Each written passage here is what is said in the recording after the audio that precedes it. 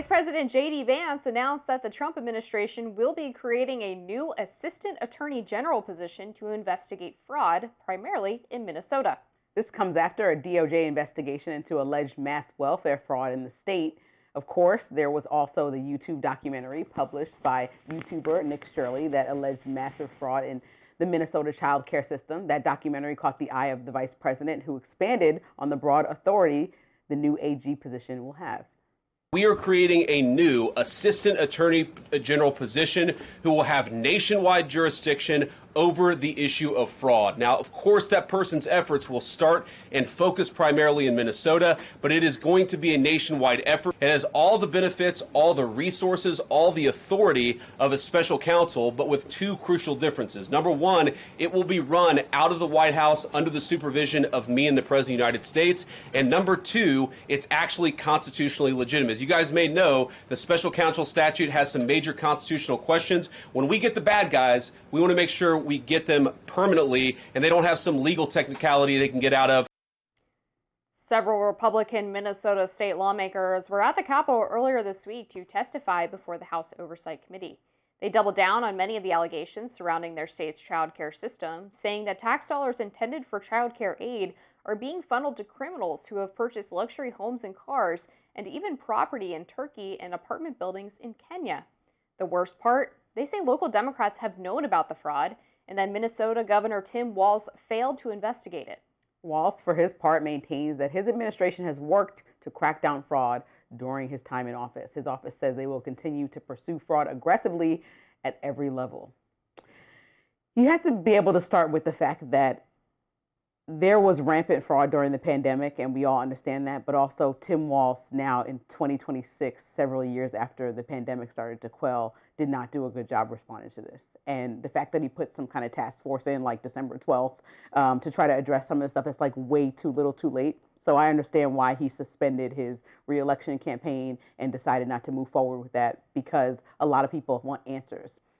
I do provide a little bit more grace than a lot of people for what was happening during the pandemic. I know that it's not, even though Minnesota was an extreme example for the pandemic and beyond, there were true billions of dollars that were fraudulently taken during the pandemic across the country. And it was like widespread fraud happening. I think of 3,096 different businesses and other entities from the were charged by the Department of Justice for fraud-related crime. And that's as of last December. And so way more probably now. 2,500 of them were found guilty. So if we think about countrywide, unfortunately, the federal government lacks a lot of laws, provided loans because provided money because they were trying to help people in a dire circumstance, an unprecedented COVID circumstance. But what we have now is that, yes, people should be reviewed and prosecuted because they commit crimes. But I don't think when we remove temporary assistance funding from only 5 Democratic states, that's a good aggressive measure to only target Democratic governors, especially when I look at places like Ohio that has DeWine as governor, who's a Republican,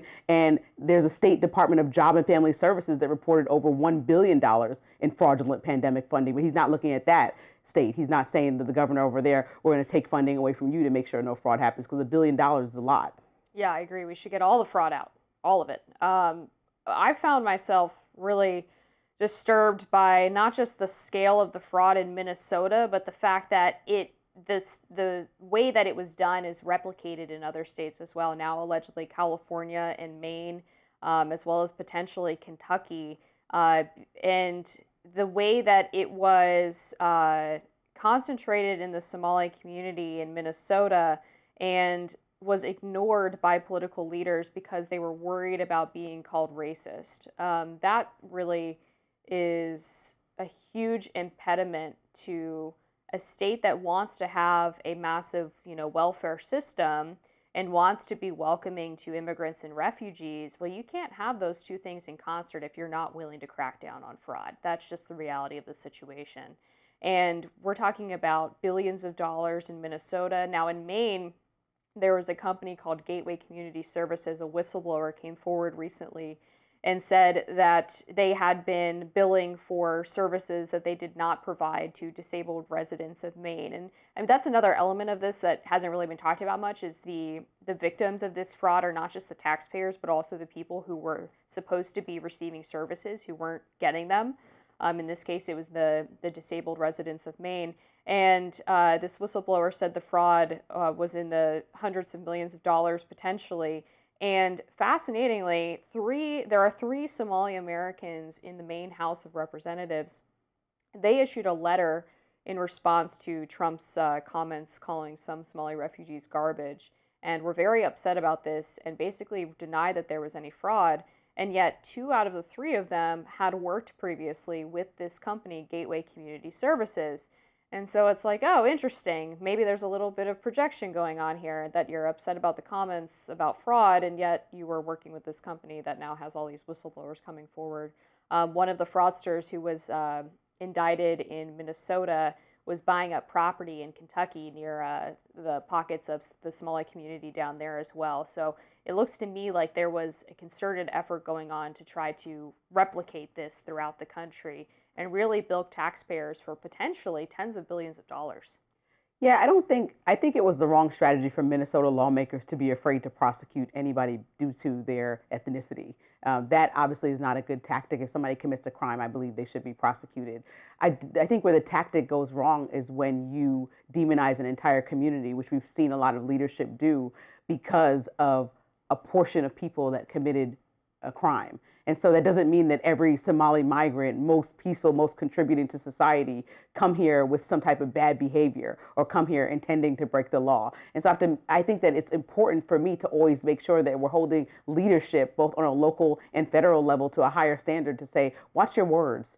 Calling a whole country garbage, watch your words, because these people are not all indicting the entire community of Somali people or Somali Americans or migrants. And I think we have to be really careful when we're using this language, because that's probably why a lot of lawmakers don't want to prosecute anybody of a certain descent, because they're like, this language coming from the president is unsavory and looks like we're attacking them. And then if we're wrong, then all these other problems come for the state and for the country, right?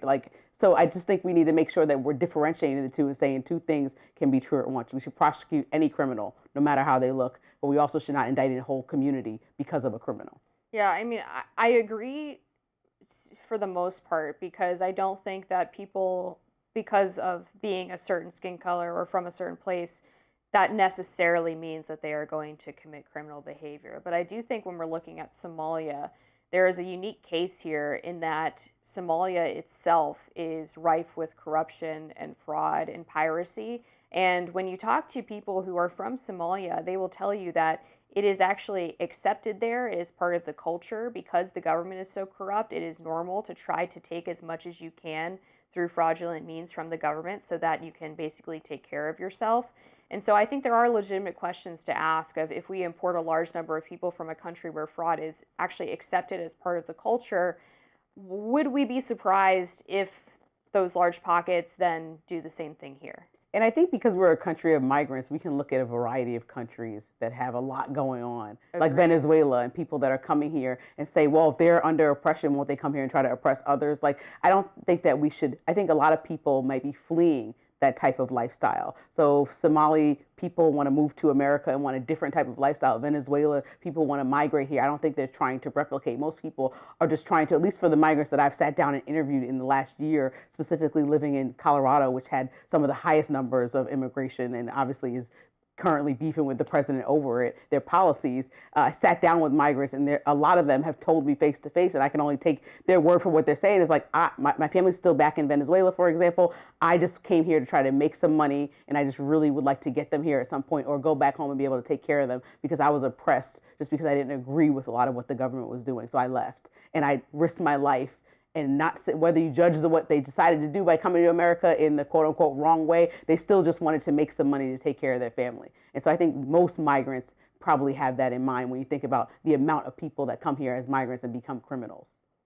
I hope you're right, Lindsay. Up next, a writer goes viral on X for saying that spending time with his children makes his blood boil.